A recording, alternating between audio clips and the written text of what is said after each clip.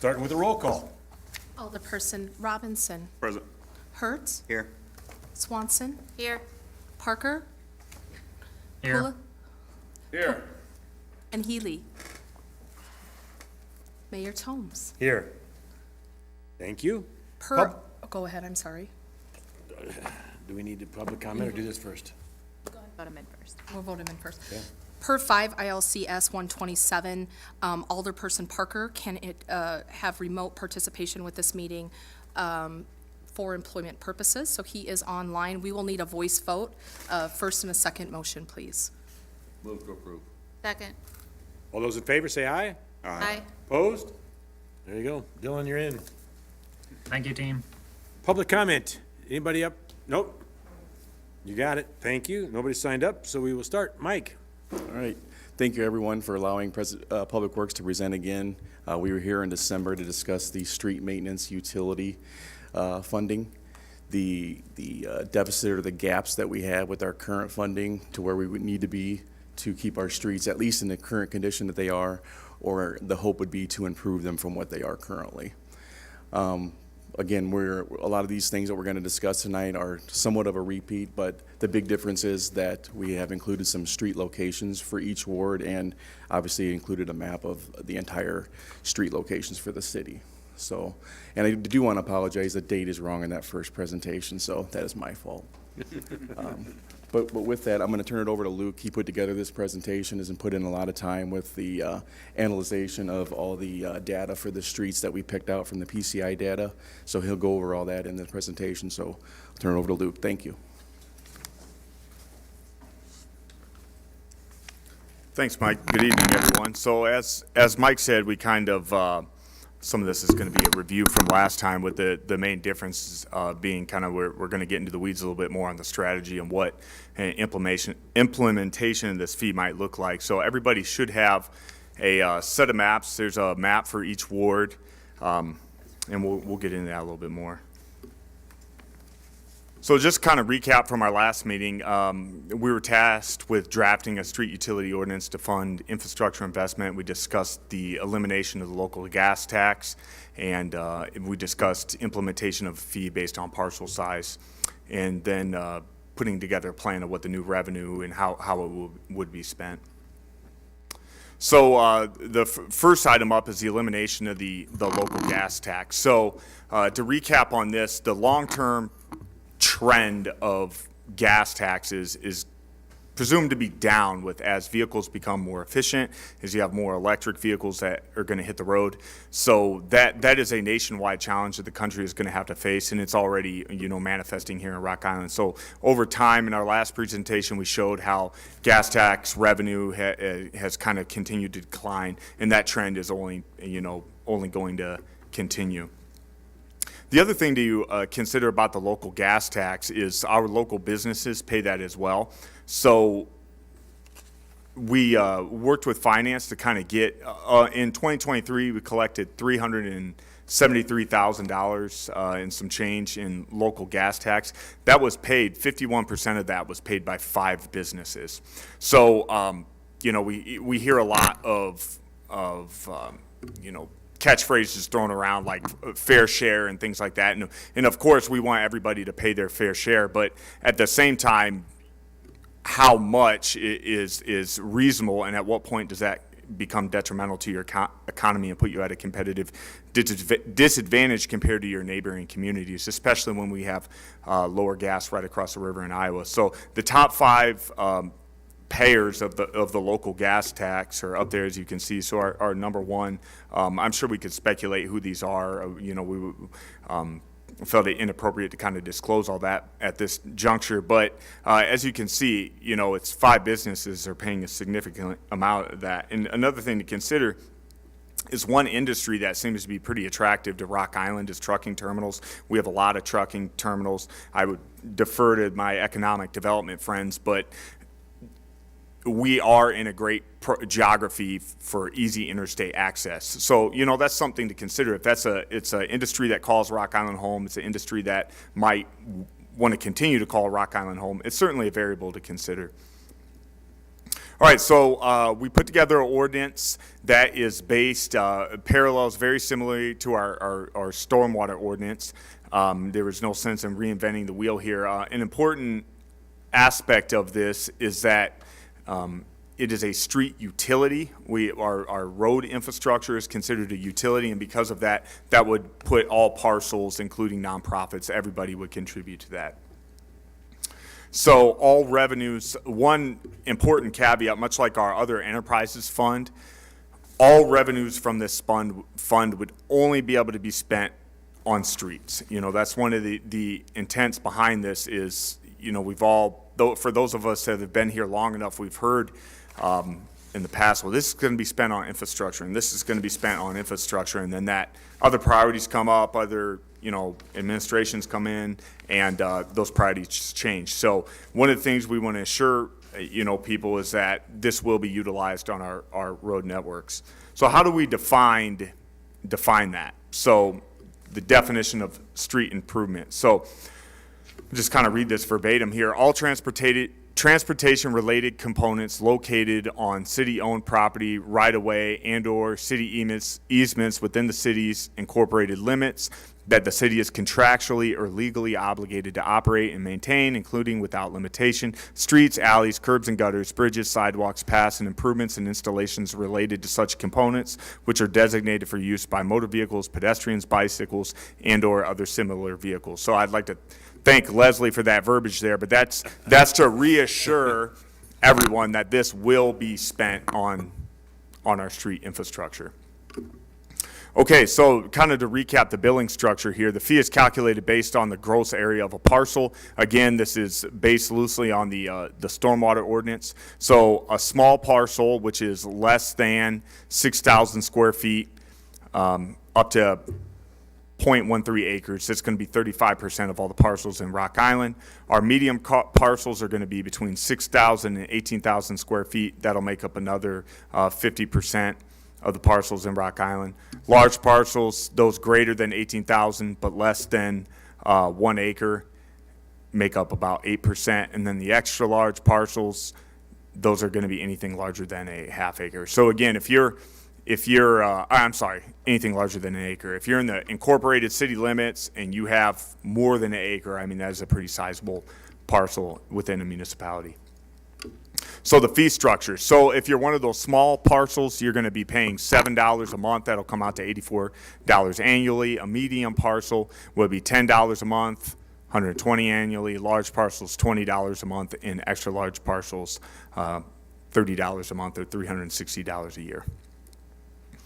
So here's a revenue breakdown. So the what I have here is the percent of parcels within the city, the percent of revenue, and then what that revenue number actually is. So again, we are aiming for a progressive fee structure here. So as you can see, you know, your large parcels, which make up about only 7% of the parcels within the city, are going to produce 18% of your revenue.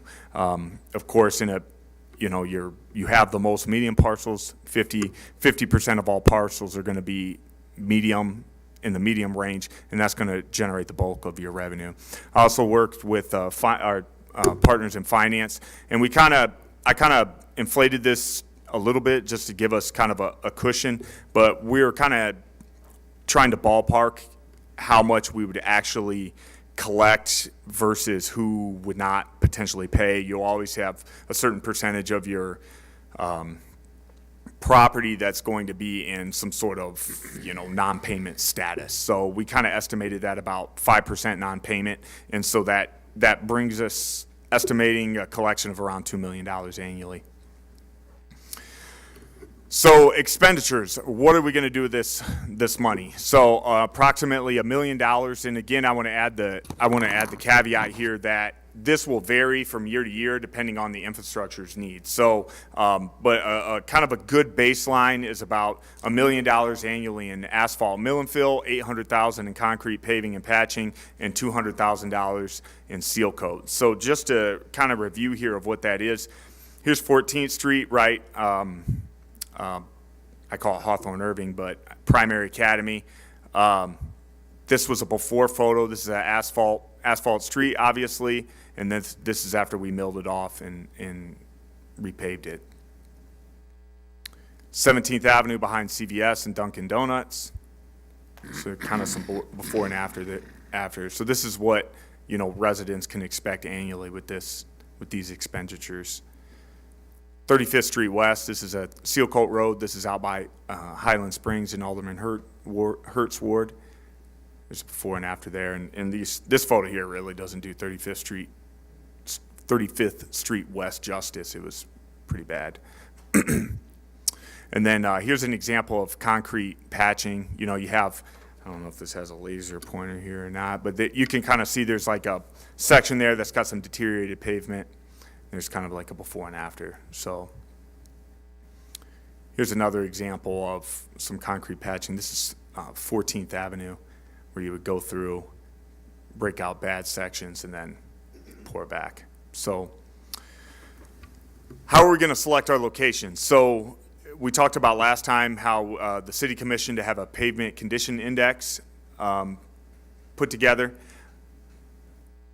Engineers have gone through and identified ranges where you want to apply your funding, and that's going to give you the biggest return on your investment. So the way we have this broken out, this loosely, and I'll get into this a little bit more later on, we have everything classified as priority 1, 2, 3, 4, and 5. This is loosely mirroring like a year 1, year 2, year 3, year 5. But there's a lot of variables that are going to come into play that will, so we don't want to definitively say, yes, year 1, all these streets are going to get fixed. We'll get into that a little bit more.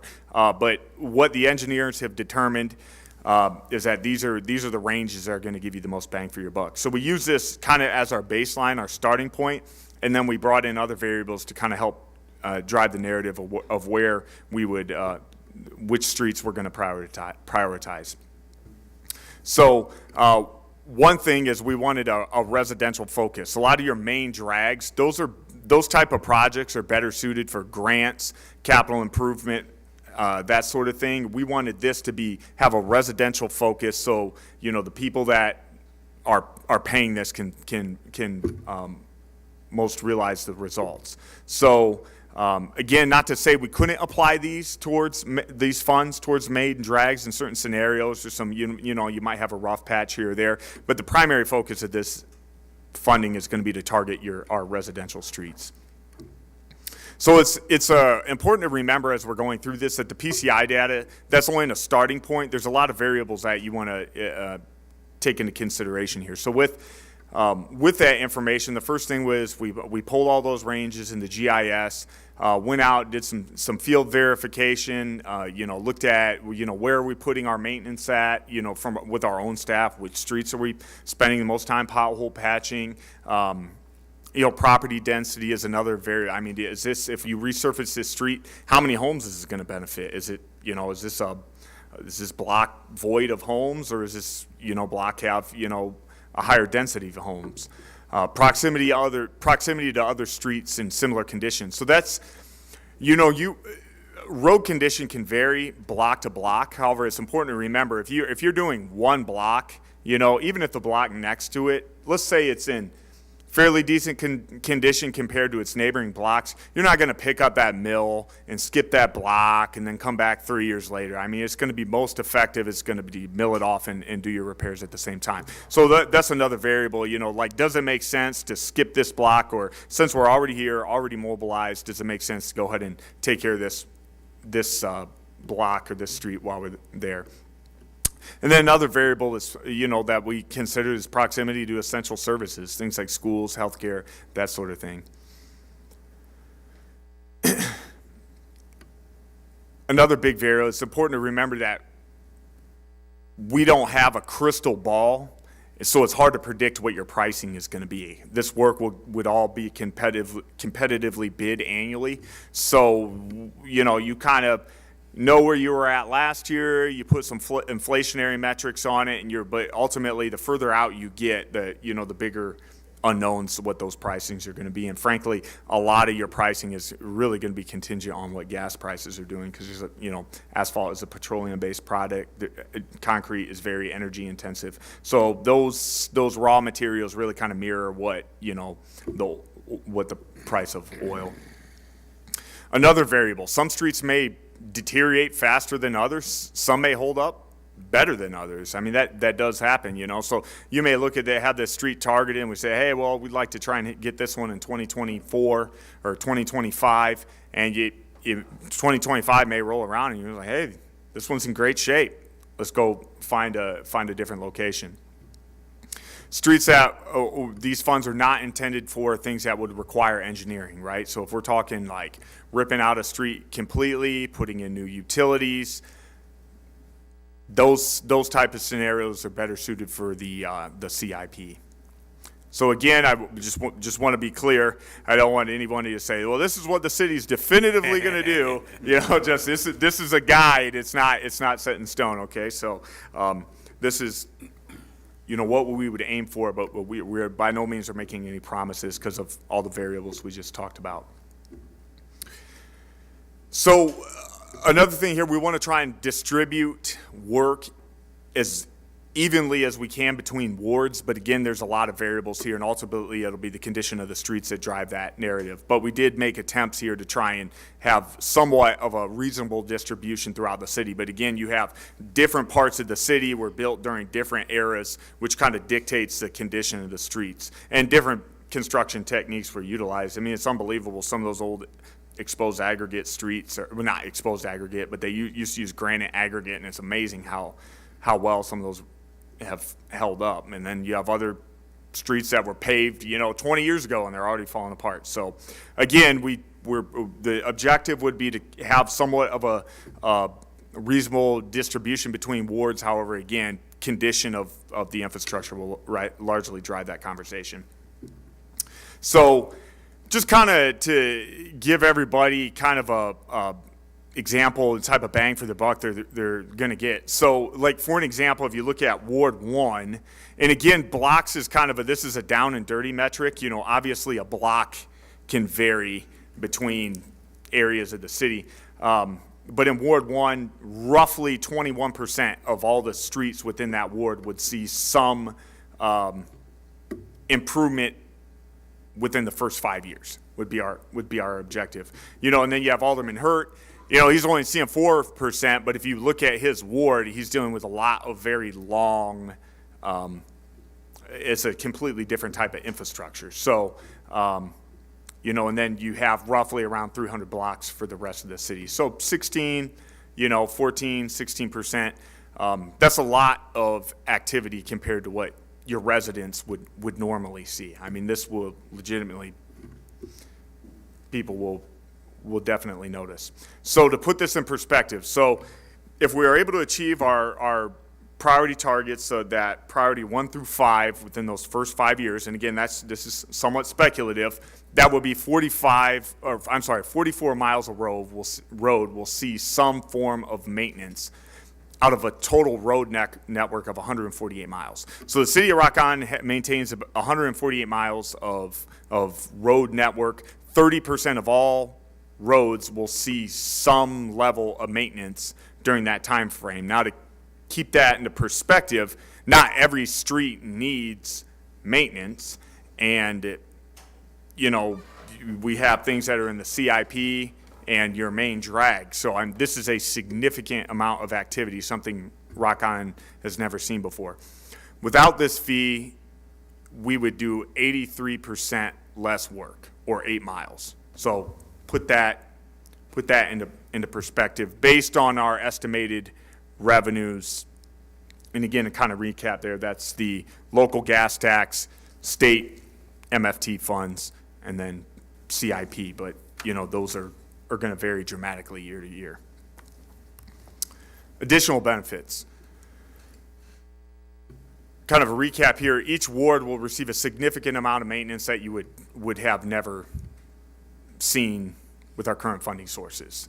It also allows us the flexibility to address unforeseen circumstances. I can definitively say, because I've seen the emails over the years, everybody has that resident that's just like, hey, this is going downhill quick. You know, they're blowing you up, and they're right. They're right. You know, it's not a matter of will. Everyone up here, everyone on our city staff wants to address those things, and it's simply a matter of funding. And so with this, you know, it allows you that we no longer have to say, I know Alderwoman Swanson had 28th Street Court, which is in the pipeline for this year. I mean, we've been doing that song and dance since I've started here. And, you know, in this type of scenario, it allows you to, like, hey, this went downhill. We need to expedite it and get it done, so people are no longer waiting decades for things to get done. So it allows you to the flexibility to address unforeseen circumstances that, you know, can arise, that we all know can arise. The other, I use this cautiously, but the other benefit to something like this is how many times have we resurfaced a road or done a project in asphalt and we would have liked to have done it in concrete, or we would have liked to have added those bike lanes. But when, you know, when the federal government gives you money, when the state gives you money, that's just not free money. They expect a local match. And so the overall scale of your project is really determined by what you can match, right? So with this funding, hypothetically, if you had that once in a generation opportunity, like we're kind of experiencing with, you know, the ARPA situation, you can make that match and really have that game changing infrastructure improvement. It allows you that flexibility. Again, I would say this is more of a cautionary approach, but you and Todd and finance would be the experts behind this, but it would allow the city hypothetically to borrow money against future revenue if you had that, you know, once in a generation opportunity. And then ultimately, after catching up on your maintenance, these funds could be redirected towards other priorities like the street reconstructions. You know, so you'll see on these maps, you know, you might look at this and say, well, I know this street is terrible. You know, Luke, why are we not doing anything with this street right here? It's terrible. Well, that's because that street is either in the CIP or it's too far gone. It needs a complete reconstruction. There might be a water main underneath that needs to be replaced. So in the case of some of these streets, we need to look at them holistically and think, okay, what is does it make sense to, you know, repave a street and then have to turn around a couple years later and rip it back out to, you know, put in a new water main. So, and again, if it requires engineering, that's not what these funds would be intended for. It'd be more of your maintenance type street work. Next steps. If the council would like to proceed, we will put the ordinance on the agenda for discussion on March 11th.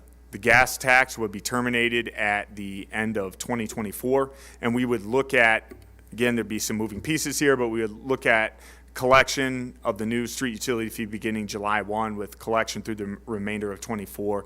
And then, you know, that would allow that kitty to build up a little bit. And then construction, you know, we would hit that pretty hard in spring of 2025. And if you know, having something like this, you know, your contractors, you know, there's always that economy of scale. You know, Moline, our neighboring cities, I mean, what's Moline is doing $2 million this year just in seal coating all their alleys, right? Just patching all. Yeah, so Moline does $2 million and just patch it. I mean, they've been doing this for decades, right? So, it's a significant difference. And the pricing, when you look at that pricing compared to doing $2 million worth of work versus, you know, say $300,000, there's a noticeable difference in the pricing. Questions? Yes, sir. So, Luke, as I'm looking where it says the gas tax would terminate on December 31st, is there a reason that we are stretching that out that far? Or I guess I'm trying to wonder if we're going to implement this new thing July 1st, why would we not try to make an attempt to eliminate this sooner? I would defer to, that would be a decision for Todd and finance. That was, you know, I don't know how the collections on that work. Could someone explain that one maybe? Mike, had any thoughts on it? You could certainly pick a different date to do I'm it. just Yeah, I kinda mean, wondering you could do it whenever, realistically. I'm just saying it would be a nice thing to get out to citizens who are probably, they'd like to see their gas bill go down, not to have to wait till December to do that, so. Yeah, and of course- absolutely. There'd be, The other would be is that you're only gonna be collecting 6 months' worth of your street utility by January 1, or, 2025. So to have enough monies to be able to do $2 million worth in 2025, you're gonna need that supplement of that other 6 months. See what I'm saying? You're not gonna have a full year of collecting the street utility fee to the point when you start spending it. No, I understand what you're saying there. I'm just So you're gonna be thinking, short well, money in if 2025. our goal is to be more competitive and, attract more people over here, and is it, I mean, what are we looking at projected dollar-wise are we losing if we eliminated that in July? Yeah, if we stopped the gas tax in July and started the fee in July, you would certainly bring in more revenue than we budgeted just from the gas tax, so you could certainly do that. Mike, did you have a comment? No, I was just gonna say, you're talking about a difference of about $150,000 of revenue. That's it. I don't know, to me, it just seems like it's better on the surface to tell people that, hey, look at, and maybe we'll get these people to come in, buy their gas here and create some other revenues, within the city, for that other 6 months. I mean, it's not like we're talking crazy amounts of money here. I mean, I know Right. it's like. yeah, so- that's certainly a conversation worth having. That's one of the parts in this that can certainly be dynamic. That's Okay, definitely not set in stone. okay, thank you. So what's our current budget we have right now for street maintenance? So currently, we're putting in about $1.1 million, $800,000 in MFT and about the $300,000 in local gas tax. So we need 2.1 in additional to the 1.1 we have? We would need the additional 1.1 approximately to get to that 2.2 that what we're looking for. Keep in mind, the data that we're creating this entire inventory from recommended 7.2 million each year over the next 20 years just to keep our streets in a current condition. So we would only be looking at doing 2 million with this new fee. So we're still about $5 million short from what we should be doing annually. So my question for Todd, why are we not just pulling this out of why are we not just budgeting this instead of taxing the residents for this? Yeah, so some of the motor fuel tax in current stream of revenue we use on roads goes to minor maintenance as well as matches for projects as well, so you don't always have it on this annual program. So we looked at a number of options to this, one of which was, could we identify ways to shift additional revenue from current services over into this? And you're not gonna do $2 million without having an impact somewhere else, having to reduce services. So that's not really a great option. Well, you look at property taxes, you'd have to raise the levy 13% in order to generate this kind of revenue. In order to generate a meaningful amount of revenue, which is about the $2 million, this seemed to be the best way to do it, to only have a fairly low impact across all users, as opposed to like the gas tax, which hits a few users fairly heavily, property tax, which would hit some users fairly heavily as well. So that was the reason why we recommended in this option to you. We do have some surplus funds, but during the budget process, I had recommended that we not designate those toward future projects until we get a better feel for what the next year's budget's going to be. We had a $2.5 million deficit in the general fund this year that we used surplus for, and that's going to continue. So the surplus really isn't a great option to be used for road projects. ARPA funds we've designated to different projects already. So you really need a new sustainable source of revenue to make a meaningful impact on roads, which is so important. I mean, they've done studies that show that investment in roads and infrastructure leads to private sector investment in housing and new development and commercial development, as well as curb appeal. You talk a lot about curb appeal. If you want to attract residents and business, you've got to have that. Well, this is really the curb appeal. If you don't, if you have bad roads, it doesn't make a good impression, on potential new residents or new businesses. So we think this has a fairly moderate impact on the new users. You never want to implement a new fee or a new tax without giving it a lot of a thought. But in this case, we think the return for the residents and the community is worth that investment. And, that's really how we see it, because there's a cost to doing nothing. Bad roads lead to disinvestment, bad roads lead to,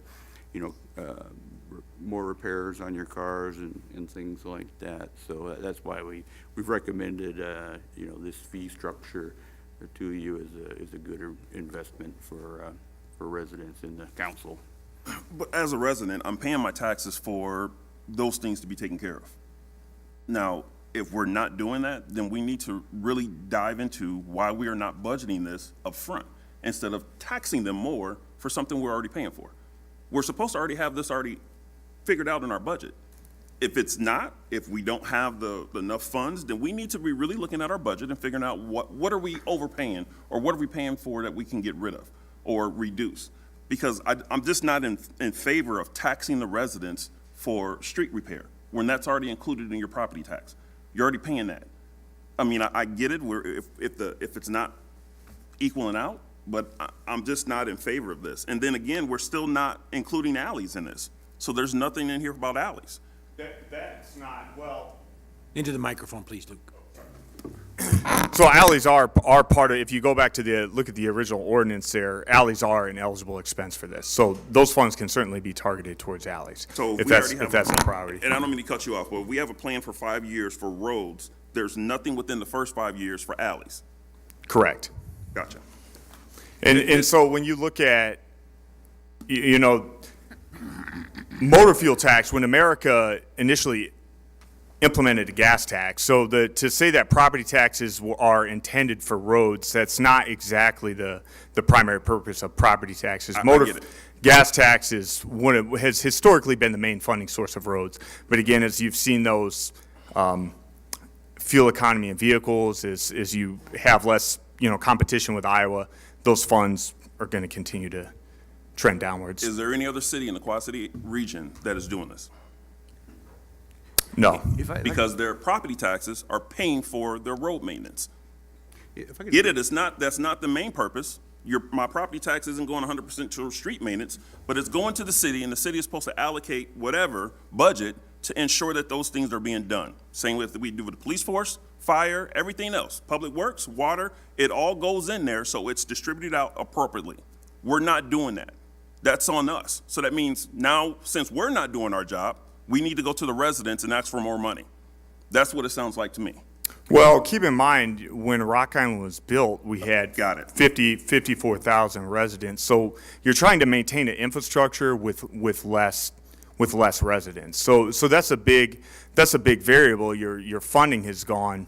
You've basically had the equivalent of the city of East Moline move out of Rock Island. So you have a huge gap in your revenue. And if you look at our neighboring communities, for example, like Moline, I mean, they have a massive retail base. Yeah, let me make one comment about But that. real quick, so I get what you're saying.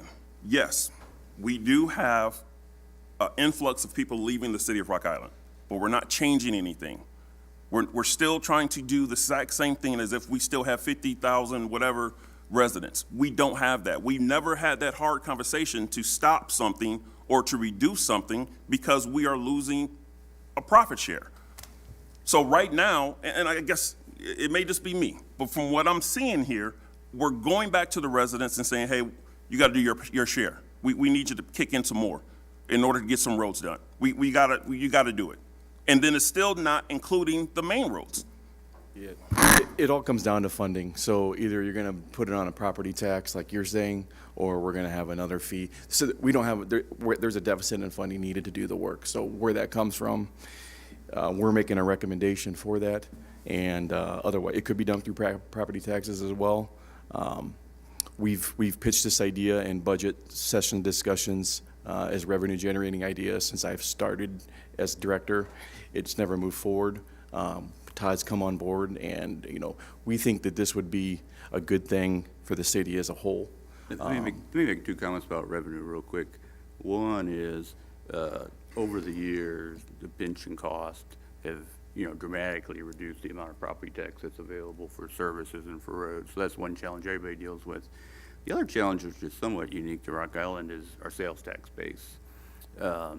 in Rock Island, a quarter-cent sales tax generates somewhere around $350,000.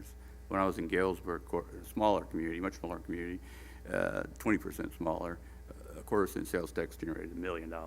You know, that's why Moline, you know, the mayor announced today they're doing 9 miles of roads. They've got that sales tax base, and that's something that we don't. So we have to explore other ways to generate revenues to cover our services or not provide those services. And I think those two challenges are kind of why you arrived today to have a conversation about a fee to implement roads. About 50% of our retail tax spend leaves our community. If it stayed in our community, that'd be another $3 million in revenue. And we wouldn't be having this conversation about trying to find money for roads. Last year, our pension costs went up $2 million. You know, we could have dedicated that $2 million to road, but we can't. And then, you know, I know I said it before, but I'm gonna say it again because it's very important. We all have to remember that prior to the motor fuel tax, we taxed and assessed our citizens for road repairs. So 10, 15 years ago, my husband and I got assessed $10,000, everyone on our street, $10,000, you could pay it up front or you could pay it $1,000 for a year, but we weren't asked, we were just assessed $10,000 to repair our street. That's how we used to do it. Now, I can honestly tell you, at $84 a year, it would take me 119 years to reach that $10,000 payment that I had to pay $1,000 a year for 10 years. So I get that people don't like the extra assessment, but I gotta be honest, it's sure better than getting a $10,000 assessment that you gotta pay $1,000 a year to pay it off. You know, I think $84 is really a small price to pay per year to get our roads fixed. Because whether your road is perfect or not, you're gonna pull out of your road onto roads that are not. And so I just want people to remember how we used to do it. We used to assess you, no questions asked, here's your bill, you figure out how to pay it. So I look at this, because I don't ever want to go back to that, but I look at this as a manageable way to go ahead and fix the roads, because we all use the roads, and so everybody needs to help pay for the roads. I can probably say I agree with that. I was also assessed, I don't remember the exact amount, but similar. The other thing is, we have tried to keep our property tax rates low anyway in the city, so what do? You know, if we don't do this, then we need to, you know, we can't not do something, we just can't pull money out of the air, right? So it's either, and if we're not gonna raise our property taxes and, you know, keep them manageable for the citizens, this is probably the best option, in my opinion. That's what I think. I think we're just nickel and diming our residents. We're gonna have another fee come up with the water up on 18th Avenue, the storage containers. That's gonna have to come through, it's gonna have to go to the residents again. The job we're doing now with our infrastructure, it's gonna come up where we're just gonna keep nickel and diming our residents until the residents are just gonna get fed up, which they're already fed up. They're fed up with the roads, they're fed up with every little thing, we're nickel and diming them. Instead of doing some hard research and figuring out, stop paying the $50,000 fees for things we can't afford anymore, and let's start making some hard choices, instead of first going to the residents to nickel and dime them, because that's what we're doing right now. Everything that we can't afford, we gotta go back and get it from the residents. We don't change anything, we still spend the same, but we wanna get more money for them. That, to me, that just doesn't, it's not good accounting to me. Maybe I'm missing something, but When I don't budget my house, I'm not my sure. house like that. Yeah, and it's frustrating, I agree with you. The issue is, and when I've looked at the budget, and we've had the discussion since I became mayor and everything else, trying to find areas to cut have been difficult. The city has got less employees today than it did 15 years ago. It has, you know, people at this council, previous to all of us, have done a lot of those cuts. We've been down police officers, firefighters, a number of employees for many years, still not quite there. Not even, and those, even when we're at full staff, it's still less than what we had, than when we had 50-some thousand people in our city. And so I think the city has continued to work, and I'm not saying there isn't areas that we all can look at and find to tweak. But you look over the years and on garbage collection, when we used to have 2 people on a truck, now we got 1. We don't have as work comp like we used to have because of that situation. And you could go on with other, yard waste pickup and et cetera. That I think that the staff, council have made wise decisions to help reduce overhead, replacing a lot of the vehicles that we've been doing for the last 4 or 5 years, and reducing the maintenance costs that's more expensive than new ones. So I think that everybody's been working very hard at that. If you see something in the budget, Moses, I think you should bring it forward and say, hey, here's what we ought to take a look at. That's not what I get paid for.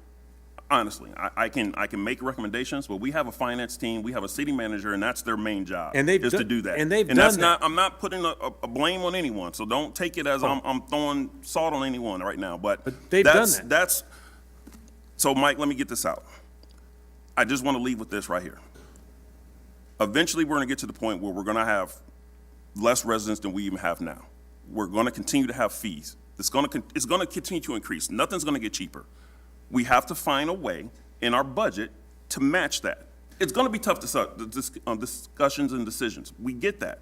That's why we're sitting here and typically the reason we're in this position right now, because the councils before us don't want to make that decision. It's a political nightmare. If you really want to go further in your you don't want to make these type of decisions, so they kick it down the road. So we don't have an effective maintenance plan. Our buildings crumble before we fix them. Our roads crumble before we fix them. We just paid out a good portion of money for vehicles. If we don't maintenance them, we're going to be right back in the same situation we were with our public works vehicles. They can only weld so much before we actually get in our head that we have to make some hard choices and budget appropriately to get things done. I'll just leave it at that. The other is, where can we increase? Just a second, Dylan, I think you want to chime in there. That's why I say that, and a number of us have said, economic development is so important. Whether it be in adding more houses, whether it be adding more businesses, whether expanding the existing ones, and especially retail sales, that's where we can actually relieve that burden, is if we get those. And that's where I think that people haven't, and I say people general, understand how important that part of economic development is because that's what we need to do, whether it be small or big businesses. We can add a lot of small ones, but it still takes a lot of them to make up this kind of dollars. Right. And that's where we need to find every so often a large business to grow or to locate here, to build a new building. And add the new federal courthouse as an example. That is a good find. During the budget process, I talked about you really need a multi-point strategy. You have to grow the tax base, you have to reduce expenses, and you have to increase revenues. And this is part of that revenue strategy. We are decreasing expenses to cover some of those other important needs that you recognize. But doing one thing alone is not going to address all of our challenges and our liabilities. You got to have a multi-point strategy involving cuts, involving some new revenue, involving growing the tax base. We have 25 fewer employees than we had in 2010, and that to the mayor's point about we have tried to reduce expenses over the years, and we'll continue to do that. Correct. Dylan, did you want to say something? Yeah, I'm just repeating what you all have already said. The reason that our buildings are falling apart, the reason that our vehicles are falling apart, the reason that our roads are falling apart is that we do not have sufficient revenue, period. The money that we do bring in goes to pensions and other debts. Watchtower Plaza, the police station, we bonded for all of that. The city council at that time had no plans on how to pay for that. Well, wouldn't you know it, now the money is owed, and that comes out of the money that we already collect. It is not, Alderperson Robinson, with all due respect, suggesting that our staff are not doing their jobs to identify savings is a gross mischaracterization of the work that they have put in. The answer comes down to, we have an enormous amount of debt, primarily our police and firefighter pensions, and we will continue to have an enormous amount of debt for those pensions until 2044, and that is the reality that we have to deal with. And we can either continue to not fund road repair until 2044 when things will lighten up a little bit financially, Or we can make the hard decision and say, no, our residents are not going to like it. None of us up here want to pass another tax, but the roads need to be fixed. And I'm going to be the grown-up in the room that can make the politically unpopular decision to levy another fee so that I can provide the services that my residents require. Until we get these pensions under control, this is the reality that we have. I just want to clarify, I didn't, and if staff took it that way, I want to say I'm sorry, that's not what I meant. When the comment said, will Moses find it, and I stated that's not my job, we have people on staff, they do that day in and day out. They do an excellent job. We are bragging that we have excess funds, but then we want to go tax residents. What is the purpose of having excess funds, and we're going to go tax for the things that we can't afford? It's not balancing out. And if we're not explaining that to the residents, where that excess funds isn't what it seems, we need to do a better job of explaining that. That we have excess funds, but it's not really what you think. Because to me, excess funds means we should be able to pull $1.1 million and budget this so we're not taxing them more. Ultimately, you know, this is obviously a council level decision, and it's Mike and I's, Alderman Parker said it well, to present the reality. So when you look and go through these maps, what you see highlighted is what this fee will do for your residents. I live in Rock Island, and all of us can empathize with not knowing where your tax dollars go. It seems like it's this bottomless pit. With this fee, no one will say that. You will see this work, and without this fee, you will see 84% less of this work. So that's the reality. Now, what council chooses to do that with that information is ultimately council's prerogative. But if you look at this, remove 84% of it, that's what our current trajectory is. So. I guess I would also add to that our current CIP this year had to be supplemented with ARPA dollars in the budget because our current funding just doesn't allow our CIP to move forward. So even the projects that we have currently budgeted in our 5-year plan is struggling with moving forward due to funding. So Scary thought, this only covers $2 million of the $7 million per year that we need to spend. Well, It's a start. That's right. I wholeheartedly, you have my support to move forward because our roads need to be fixed so that people move into our town, people who are here stay into our town. And as a community, we all need to work together to make this community a better place. And this, in the big picture, is a pretty inexpensive way for residents to go ahead and make that commitment. We did the gas tax and everybody bought their gas in Iowa, so. I'd like to say thanks for taking the time to put this together. I thought it was well done and well presented, and thanks for your efforts, gentlemen. thank you. So we'll bring that back as the presentation noted on March 11th for further discussion. We'll also include the draft ordinance that we have completed. And again, thank you for your time. Appreciate it. Thank you very much. Appreciate it. All right. I'd like to have a motion to adjourn. Move to adjourn. Second. Second, all those in favor say aye. Aye. Opposed?